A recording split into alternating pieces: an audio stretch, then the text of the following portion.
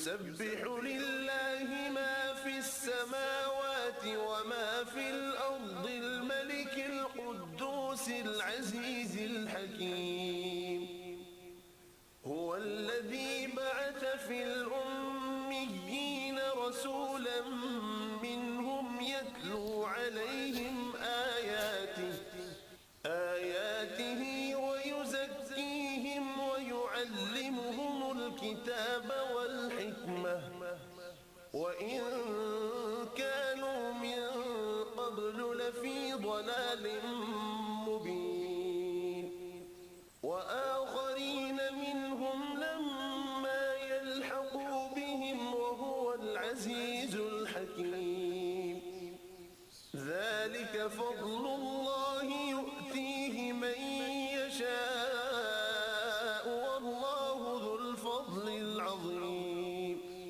مثل الذين حملوا التوراة ثم لم يحملوها كمثل الحمار يحمل أسفارا بئس مثل القوم الذين كذبوا بآيات الله والله لا يهدي القوم الظالمين. قل يا أيها الذين هادوا إن زعمتم أنكم أولياء لله من دون الناس فتمنوا الموت إن كنتم صادقين ولا يتمنونه أبدا بما قدمت أيديهم والله عليم بالظالمين. قل إن الموت الذي تفرون منه فإنه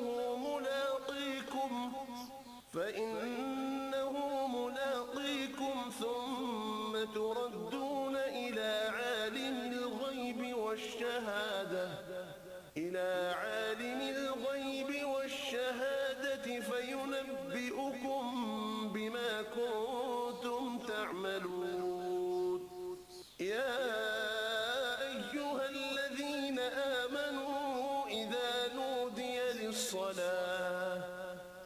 إذا نودي للصلاة من يوم الجمعة فاسعوا إلى ذكر الله وذروا البيع ذلكم خير لكم إن كنتم تعلمون. فإذا قضيت الصلاة فانتشروا في الأرض وابتغوا من فضل الله واذكروا الله كثيرا لعلكم تفلحون. وإذا رأوا تجارة أو لهوا انفضوا إليها وتركوك قائما قل ما عند الله خير من اللهو ومن التجارة والله خير الرازقين. صدق الله العظيم.